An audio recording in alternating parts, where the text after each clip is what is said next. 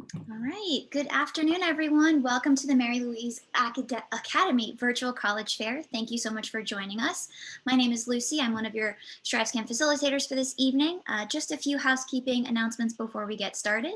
You can use the Q&A button on your screen to type your questions to our presenters at any time. Your camera and microphone are off, so the panelists cannot see or hear you.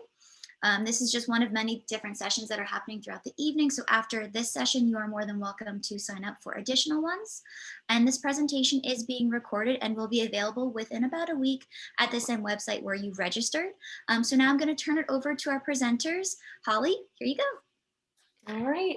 Hi, everybody. It's Mrs. Barbarossa. I'm super excited to have all my 10th and 11th graders here with us tonight, parents, friends, relatives alike. So we're super excited. This is our first exclusive TMLA college fair, and we have about 75 colleges representing. We're really happy that we've gotten a lot of great colleges to come join us. So without further ado, some of our panelists are going to talk about what kinds of things may help those students stand out in the admission process. So thank you again to all our panelists and enjoy the night.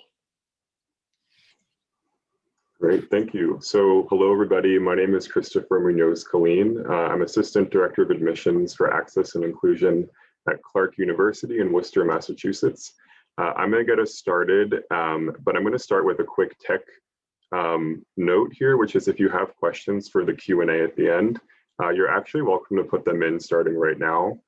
So really throughout the session, as questions come up for you, you can enter those in the Q&A. If there's maybe a technical error, like you suddenly cannot hear us, let us know in the chat. And with that, we'll get started with setting yourself apart. So this is actually related to how we're going to start this panel.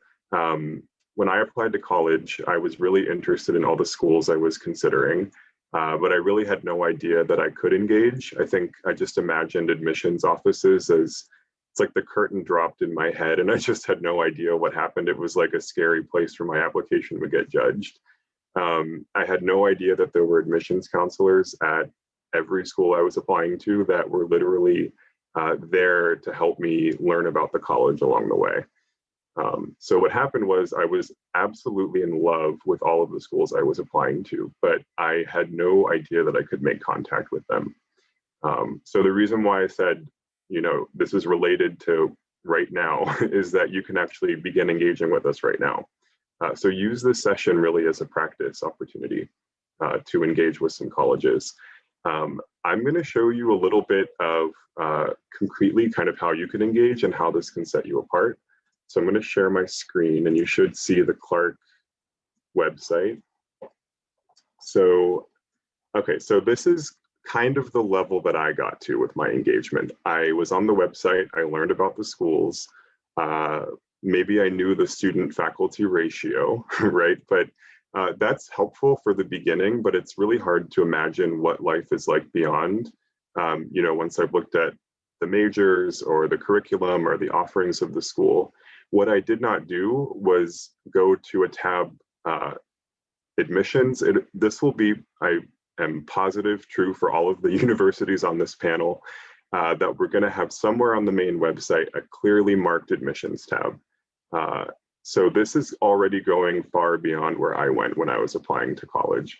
Okay, so let's say you've got the basics, you know that you're interested in the school. Thankfully, a lot of schools have really kind of ramped up their virtual visit opportunities. So this was a really great offering. And again, I'm just showing you Clark as an example, but really this same process applies to all of the schools that you're interested in. So the next thing that I would recommend is signing up for some kind of virtual tour or online information session. The reason is this is going beyond the kind of statistic of the 10-to-1 student faculty ratio. Like in one of these sessions, that's where you're going to see real human beings who are current students or admissions counselors answering your questions. And that is far more helpful for you to get a sense for the university and what life is going to be like. Beyond that number, which can be helpful, you know, if you know you want a smaller school, that, you know, that's great, you can get the basics, but what does school A and school B offer in terms of daily life and how will that differ? The next thing I would say is, and this is again, if you're doing this, you're already beyond where I was when I was your age. But let's say you've seen an information session, you've learned a little bit about some of the schools that you're going to see in the fair tonight. So you're interested, and then you might want to ask a question, which is something, again, that would have never occurred to me. I want to say right now that admissions counselors, it is our job to make sure that we answer your questions. So you are really welcome to use us as resources. In many cases, there's going to be a counselor for you specifically. So if you were to type in the Mary Lewis Academy, my name would come up. And a lot of schools will have some page like this where all of the counselors are listed. So you scroll down and then you'll see me with the blurb about why I love Clark. Schools will have different offerings like a drop-in hour or usually an email that's pretty accessible. Again, this same process can apply to any college that you're going to look at in the next few years. And let's say you go to a college and they don't have a page like this. Like, let's say it's not clearly marked, but you have a question. My encouragement, always scroll down to the bottom and you'll find something like an admissions email. So I'll just tell you what happens at Clark when someone emails that admissions email. It goes to our general inbox. Sally and Christine, who look at that inbox, will then figure out which student this counselor belongs to, or which counselor the student belongs to, and then it'll get forwarded to me anyway. And I just want to emphasize that whenever I get student email questions, I'm always excited. It's really interesting to know that people are curious about Clark. If it's a question that I don't think I can answer because it's more of a student perspective, I will invite the student. If you want to know more from a current Clarkie, I'd be happy to connect you over email. I can't do that unless you email me, though. You know, I can't just kind of assume that you want to get connected with students. So that's why I thought of this topic for how to make yourself stand apart. Because this really is building a relationship and it can be totally authentic and organic. You don't need to worry about how often you're sending questions. You don't need to worry if your questions are quote unquote good questions or bad questions. I would say approach admissions counselors remembering that all of us are here. Our main goal is to make sure that we can answer your question. We're not judging the validity of it. And we know that not everyone is born, actually no one is born knowing the American college application process, right? This is something that you learn along the way, and that is our role. That's why our roles exist in universities. So with that, I will pass it along to Ben from DePauw University to talk about actually making the most of your experience when you do one of these virtual visits. Absolutely. Awesome. Thank you, Christopher. So I'm Ben. I'm one of the assistant directors at DePauw University. I am proudly representing the Midwest on the call. I'm physically in Indiana, so the wonders of being able to do this with you all, I'm happy to be here.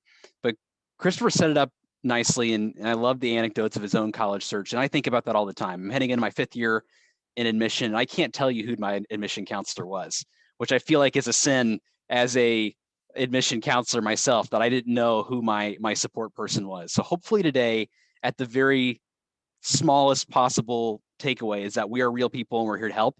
Our office likes to think of our counselors as connectors to campus, and that's become a huge thing, especially this year, since it's a little harder at times to visit us in person. I want to take Christopher's advice to like kind of that next step and talk about how we can make the most of these lovely virtual visits. Each of you are making a huge step in the right direction by being with us tonight. Seriously, kudos, huge round of applause to all of you. This is a huge check mark on that future application to a college, but also it's getting you all in a different way to start thinking and engaging with schools. We've gotten really close with Zoom, as I'm sure you have as well. So as Christopher showed, all of us have different pages on our website to either visit campus physically, if we're able to do so, or virtually. And those could happen weekly, monthly, different events, maybe specific to a particular audience, maybe even an interest of yours, like a department. We've had, for instance, at DePauw, some of our science faculty have opened up their lab spaces just to show off different equipment over a Zoom call, very informal. but just like that, you get to start learning more about research. So we are all kind of scratching the surface at what we're able to do. And I know many of our friends on this call have done some great and amazing things to utilize Zoom and the virtual visits, but some of us are also starting to open up our campuses again. And wherever you are in kind of your comfort level and ability to do so, start looking at schools and getting a feel for, are they open? Are they able to allow visiting families to visit in person? They probably will have some COVID restrictions. For instance, DePaul is doing visits Monday through Saturday, but we can only bring about 6 families at a time into our physical building. And with that, you probably only can bring 2 guests with you. So it's much smaller, well distanced, but very individualized. And that's kind of been the blessing for us, at least during this pandemic, is that we're able to spend more time getting into tailor to what you want to see when you're on campus. And I'm really excited by the virtual visit. I know we've all been on Zoom calls for a while now, and you're probably wondering, do I really need to sit in on a Zoom call? Or are schools going to remember me? Why am I registering for these things? Well, we do remember, because we've also been on idle Zoom calls and we might not have anybody. So it really makes a big difference when we see your faces. We actually will remember you. Some of us get a huge boost. I know I do when I actually get to physically talk to somebody over a Zoom call. It makes my day, and I love getting to see what you're looking for. So no, that's one thing that just by visiting virtually, I think it's going to be a great way for you to figure out how to put your time in meaningful ways to then figure out what that longer investment is going to be, which is making that trip out to visit our campuses. You might be able to use a couple virtual visits like today, checking out our tip session right now, going to a couple schools, and then maybe you might have a great one-off conversation and say, I really enjoyed hearing from Clark just now. Maybe I'll go check out their visit and plan that. In a few moments, you're going to hear from Drexel. You might figure out, hey, that's going to be really cool. I might go sign up for that. Use that as a way to make sure that these schools have what you're looking for. And then maybe later on, when things get a little bit better, we can schedule that physical in-person visit. So I think that's just a really simple way. It's way easier right now to put 30 to 45 minutes out of your day to visit with a college virtually than taking a day, maybe if not more, out of your family's time to visit places. So that's just a simple thing I do want to just talk about, of how this is a huge benefit for you all in your time. A little bit of time here and there checking out schools can help make a difference as you build that list. So we're all doing different things. Check out the in-person visits, check out the virtual visits, but also check out our social media accounts. You do not have to listen to admission all the time. Some of you might have a healthy amount of skepticism. Okay, I don't want to hear from admission all the time. I want to talk to students. Well, we're happy to schedule those meetings too. Some of our virtual events aren't just with admission staff members. They might be with faculty, the professors you're learning from at schools. They could be with current students. And those are big things, I think, that'll help you get that vibe that you're looking for of what these schools have to offer. But another thing to be mindful of is our social media accounts are updated pretty much hourly, if not daily. So you can like, comment, subscribe. You know the drill by now. DePaul is slowly but surely venturing into TikTok, but really Snapchat and Instagram, I think, are the real games for colleges. For those of you that are operating TikTok, kudos to you. That's all the praises your way. But I really think, even though I've been at DePaul now from being a student and staff I've been here for 8 or 9 years now in some capacity, I learn new things all the time from just hearing from our students via those social media accounts. So you don't have to follow everything, but by casually checking schools and just viewing their social media accounts, it can be a really informal and easy way. I am confident you all are on those platforms anyway. Why not add maybe a little bit of homework, if you will, and check out a few schools while you're on there in your free time. I mentioned it again, but being with us today is a huge step. We cannot wait to keep in touch and work with you all. I wanted to offer just a few little insights as to why we're doing these virtual visits and why they're so helpful for you all. And also we enjoy doing that. My last little thing to kind of leave you with is, this is your chance to really do a deep dive. You go to an amazing school. I've loved getting to work with your counselors and your entire team. So start thinking about what you enjoy about your curriculum and your classes you're taking now, and use that to start looking for those things in your college. College is going to be a transition wherever you go, and our friends are going to talk about that. But don't forget your favorite things that you love at Mary Louis, and that might be a great place to start if you're kind of scratching your head at what am I looking for. So you've heard from me. I'm going to hand it off to Nicole from Drexel, who will share a little bit more about how you can stand out in this fun process. Thanks for joining us.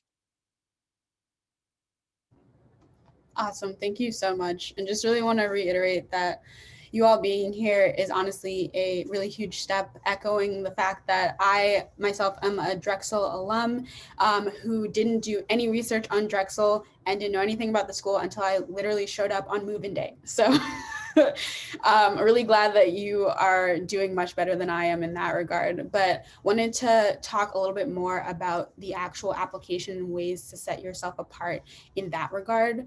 So a big thing, especially as right now we're kind of winding down on the regular decision review process here at Drexel, I've read a lot of applications where I've gotten in particular to the activity section on the application and it's completely blank.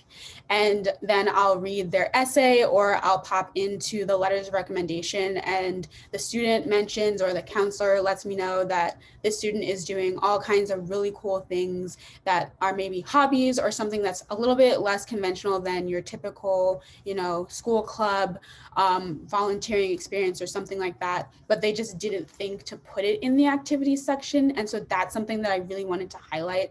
When I am reading an application, I'm not just thinking of your academic fit. That's definitely something that's extremely important. But then also you have a lot of holistic characteristics as an applicant that are also really important to me making a decision about you potentially being a good fit for Drexel. And it's, I'm sure, something that all of my colleagues over here can also attest to.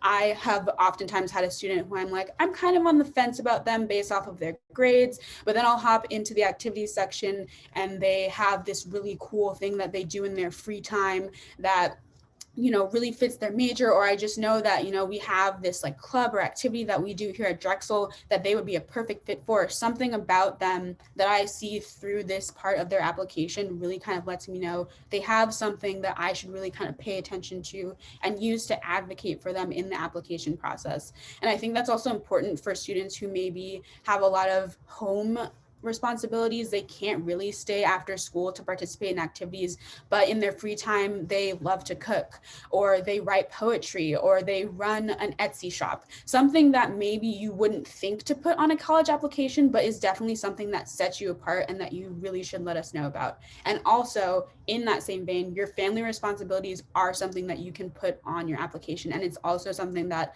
I see a lot more students doing, and is something that I definitely take into account. The student goes home and takes care of their younger sibling because their parent works late into the night. That is an activity.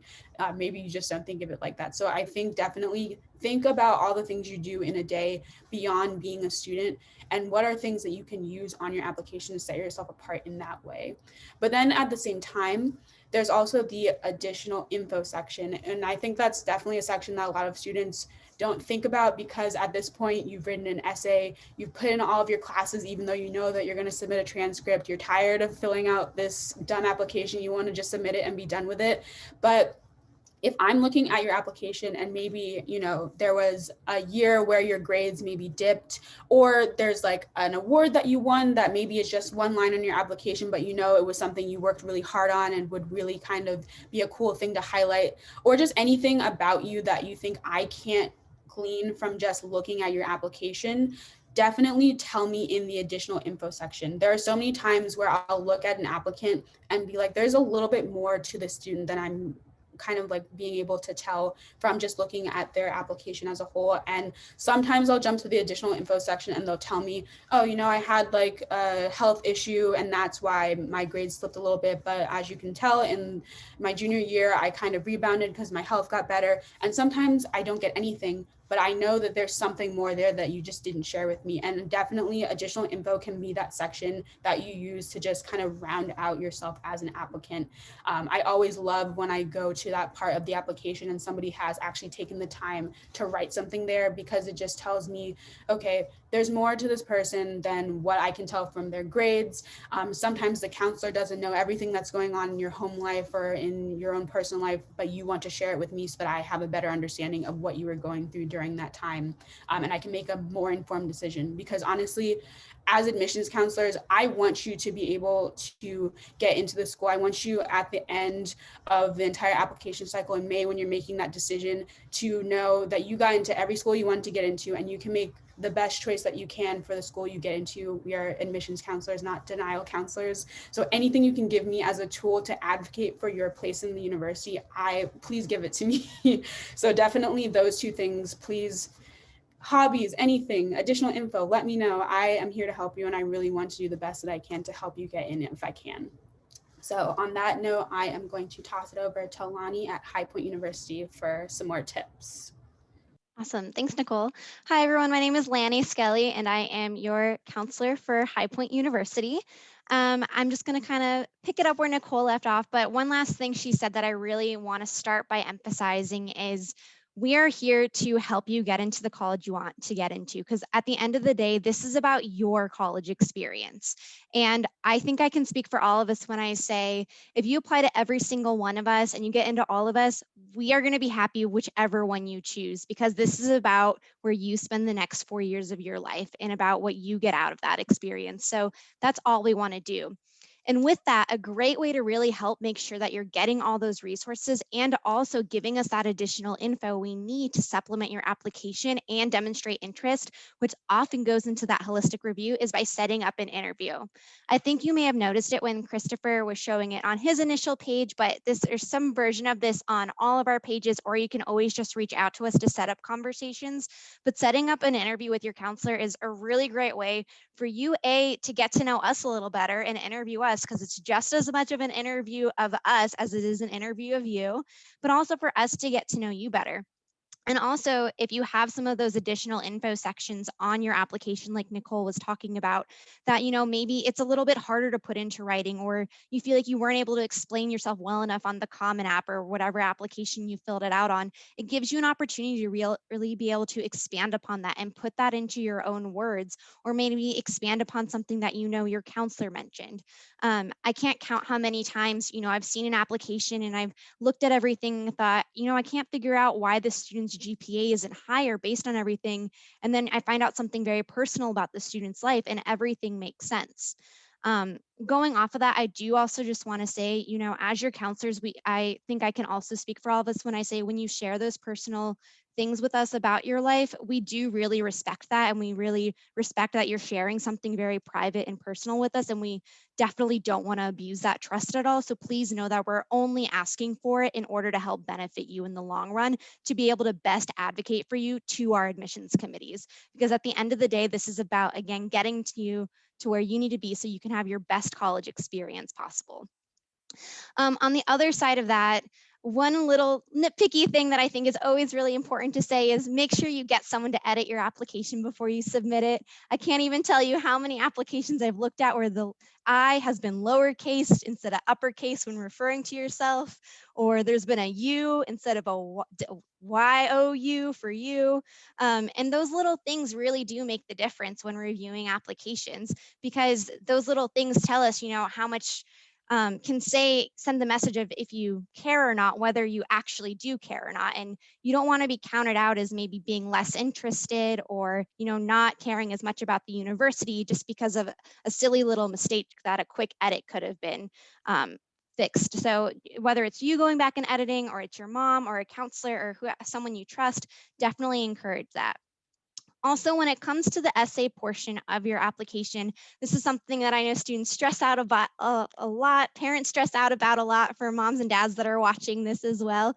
And I want to assure you that it's okay. We understand it's a lot of pressure, but you don't have to have gone through something life-threatening or something tragic or anything like that. All we want to do is learn a little bit more about yourself. All we want to see is time put into it. This is just another opportunity to tell us about yourself. So whether that's, a story about cooking pasta with grandma, or a story about the big game where you learned from losing, or, a big surgery, it doesn't really matter as long as it's thoughtful and we can really get to know you better through that.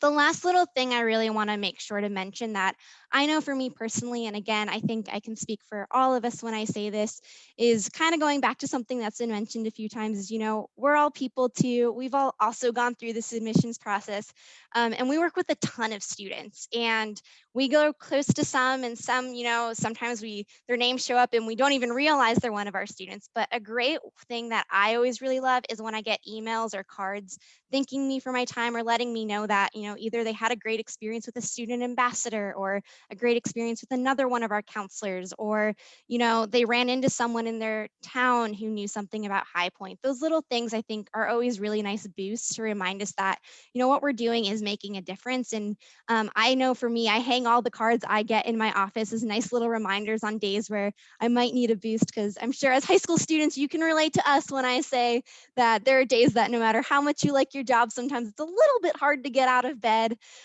So those are really nice ways, I think, to not only set yourself apart, but, also to show how much of a great part of the community you're going to be as well, and give back a little bit to the counselors who are believing in you and helping so much. So with that being said, I'm going to pass it over to Jesse.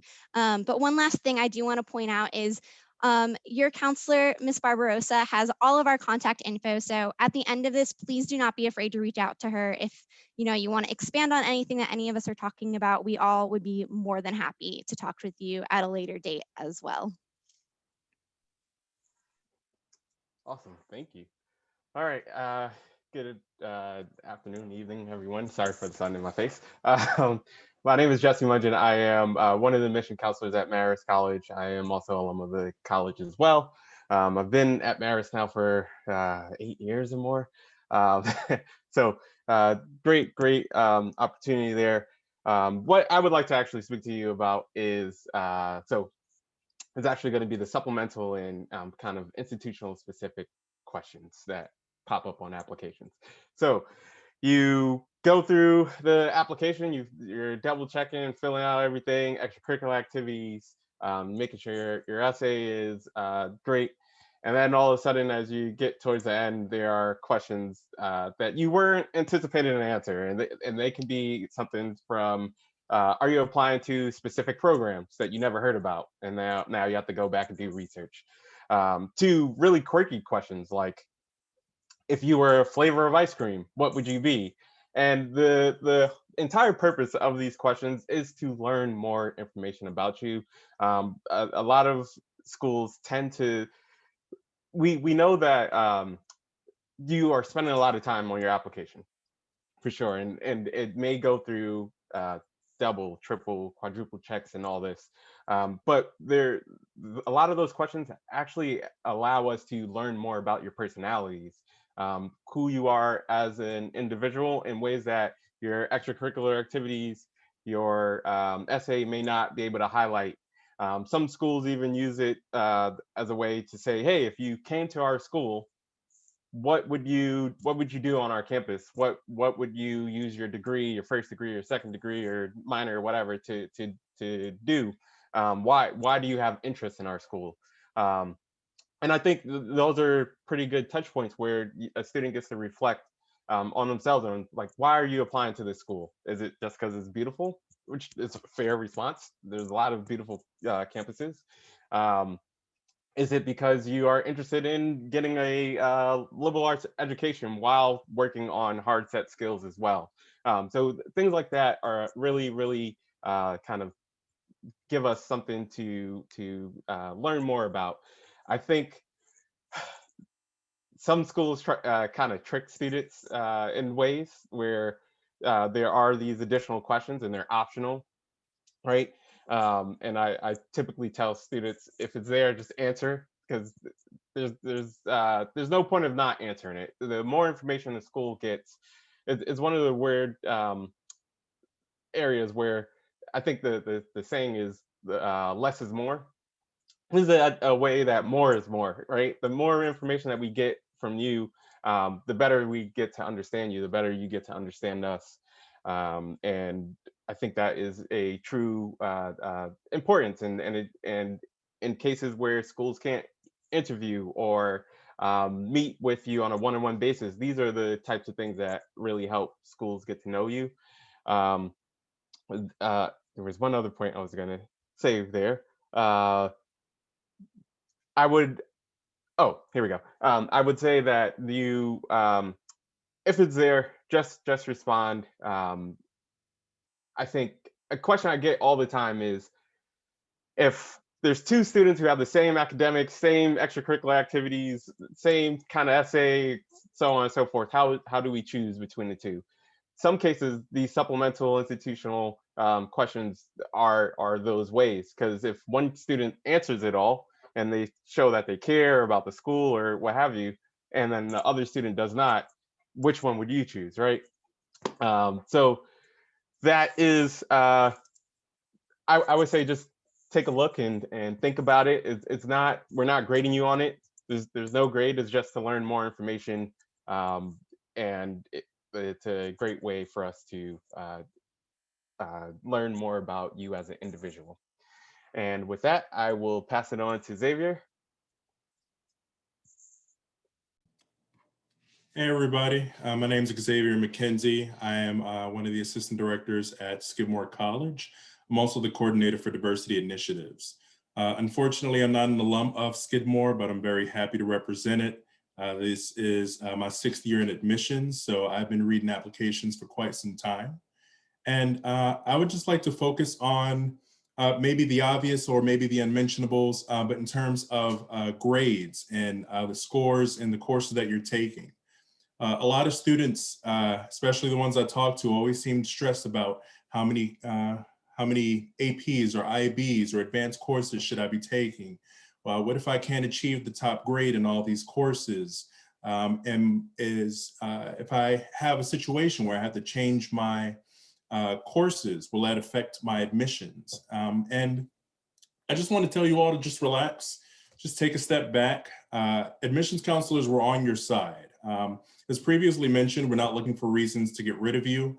We're trying to advocate for you as best as possible. And I think that something that's really important to state that if there is a change in your grades, if there is an extenuating situation where something has happened to cause your grades to dip, you can reach out to us even after you submit your application. If you were to email us and say, hey, I just want to note that we had to switch to online learning due to a global pandemic, and I'm in a room with 4 other people trying to concentrate on courses, we will understand that. That's something that we're very much aware of, and it's something that we contact not only our other colleagues about, but also your high school counselor about.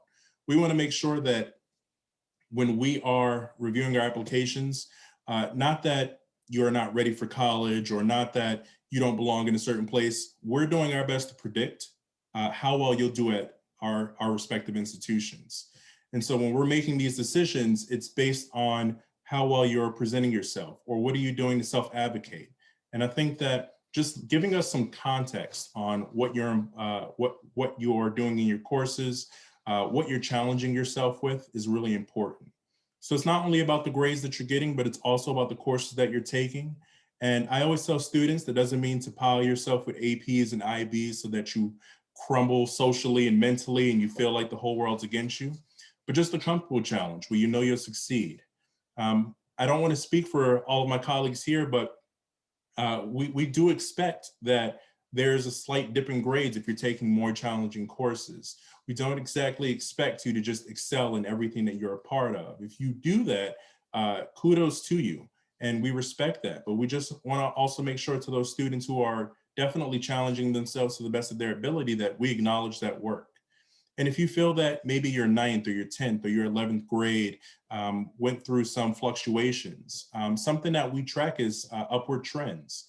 So if your first year at your high school was really rough, new transition, felt like you were in a new environment and you didn't do as well as you wanted to, well, maybe if you made the effort the following year or the year after that, or even your senior year, we note those changes in your academic transcript. So it's something that we're really reviewing. We don't just look at 11th and 12th grade and say this was your life, but we do look at your application as a whole. We do look at your transcript from start to finish. We want to make note of what you've contributed to and what you're working towards. So I just wanted to highlight that. And I also wanted just to add a little tidbit on testing. So in terms of submitting SAT or ACT scores, a lot of schools have gone test optional, which means that you are not required to submit SAT or ACT scores. And so you should definitely do research into what schools are accepting SATs or ACTs, especially with what's happening in the world right now. A lot of schools has made the move to being test optional. And what that means is you can definitely reach out to the school, see the range of testing that usually their students, or I guess the profile of the students that are admitted and what their testing is. And if you feel that it meets or is above that standard, feel free to submit your testing. But if you decide not to, majority of the time, we're not looking for anything in return. So if you decide not to send testing, we're not going to say, well, actually, just in case we need extra scores in this area or that area.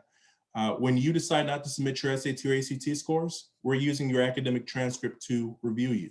We're using your application and what's mentioned before, the demonstrated interest, the connectivity, all that just paints a better picture of who you are. And we're just trying to do that to the best of our ability. But I'll stop preaching. I'll hand it over to Kate, who will conclude us. Thank you very much. Awesome. Thank you so much. Yeah, so I am virtually down in South Carolina, but the truth is that I am actually just right up 95 in Fairfield, Connecticut, because I am based here virtually, and I myself am actually from Queens. I know I do not sound like it, but I have moved around a lot. I have kind of lived all over the country for jobs and education and whatnot. And for the record, Benjamin, I do remember the name of my admissions counselor from undergrad, and I'm not going to admit how long ago that was, but I will say it was over a decade ago, and I still remember her name. So I get some bonus points for that one. I think my colleagues have all covered some really great topics and some really fantastic ways to set yourself apart.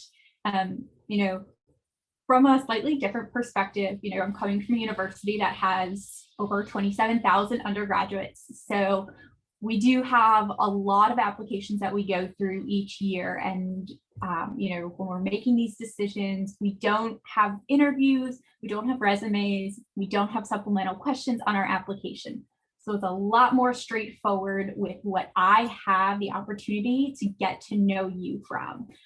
You know, normally I am on the road, I am going to these fairs in person, but yes, you know, I have open appointments that you can schedule on the website or by calling or texting me, and we set up a one-on-one time. We'll sit on Zoom for however long you and your family needs to get through the information, but don't do official interviews. So that application is, for me, the one kind of make it or break it. That way you set yourself apart. And I think Nicole said something earlier that I literally wrote down, so I wanted to remember to bring up again about coming across applications that have sections that are just empty. So what breaks my heart truly is when I get to an application and the activities section is blank.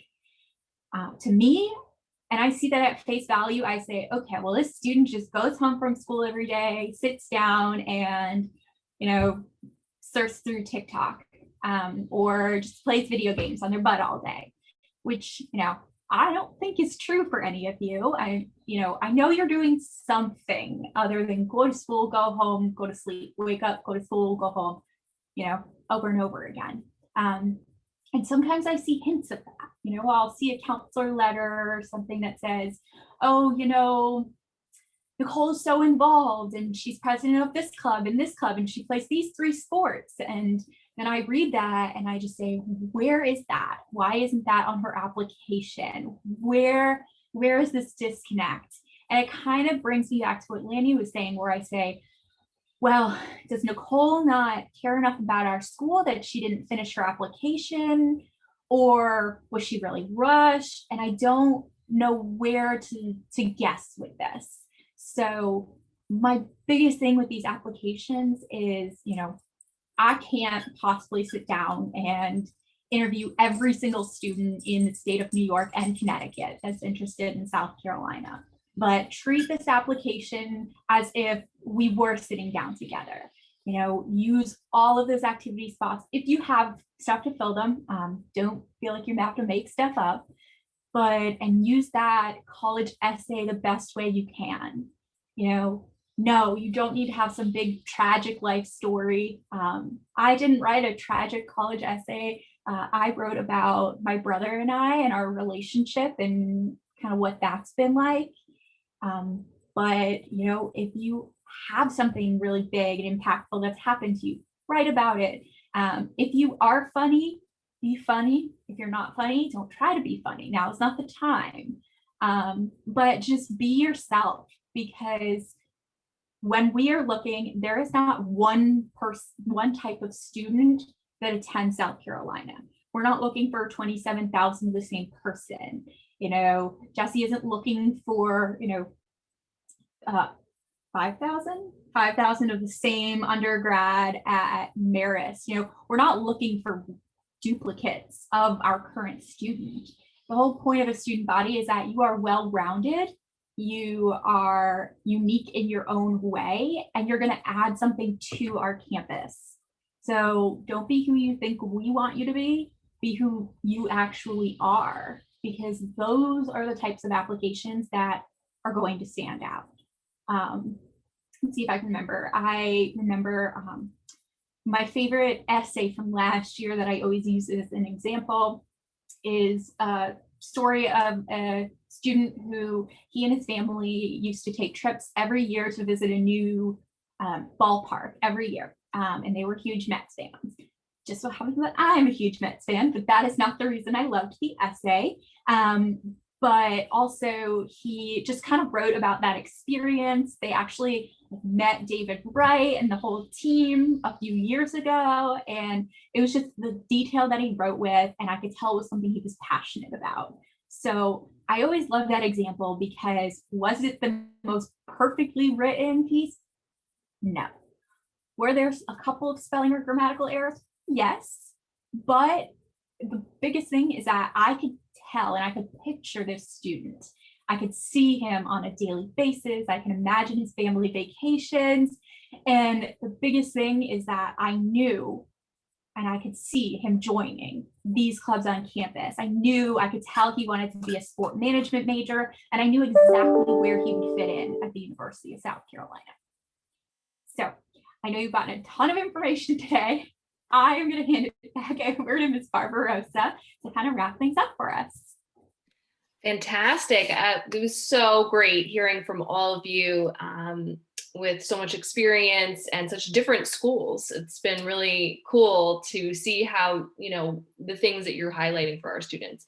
With a couple of minutes left, we have about 3 minutes if anyone wants to ask a question of these wonderful admissions officers who are talking to us tonight. So we'll give you girls a few minutes to see if there are any questions that are still remaining in your mind.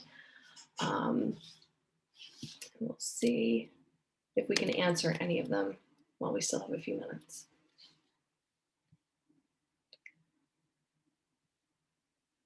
And if not, this was awesome. I really got the sense of like a little bit about your school, the mission statement. I think that's one of my personal recommendations. If, there's so many schools to get to know, but I think sometimes when you are essay writing, it's good to look up what the school's mission statement is. Kind of tells you a little bit about who they are. So it's one of my tips for everybody at home. And I'll sort of just reiterate, if anyone wants to jump in from the panel, it's great. I just want to go back to Emily's question for a second in terms of majors to choose from. We do have the Naviance career assessments. So if you want to take one of those and then come show me what your results are, we can kind of start to narrow down your choices with you. The testing question was asked, Molly, good job. I know that's like burning in everyone's mind right now. Our juniors are, who are taking our SAT prep program right now are getting ready to take a March SAT or an April ACT. So I think the consensus was you have to check individually with each college just to see what their policy is. And once you get your scores back, you can kind of revisit, whether or not they're going to be in line with for that particular school. And you could always ask your admissions officer, They may not be writing down those notes when, when they're talking to you on a Zoom or anything like that. I've done that a million times with students. We'd kind of ask on the DL. So anyway, thanks again, everybody. I think we're wrapping up. Thank you for joining. When you close out of this window, there will be a link to a super quick 4-question survey, and we'd appreciate any feedback you can provide. Also, there are multiple sessions happening throughout the rest of the evening, so please feel free to sign up for any additional sessions. And then in about a week, you'll be able to find this session's recording as well as others that have happened throughout this evening. So again, I thank you and have a great evening. Thanks, everybody.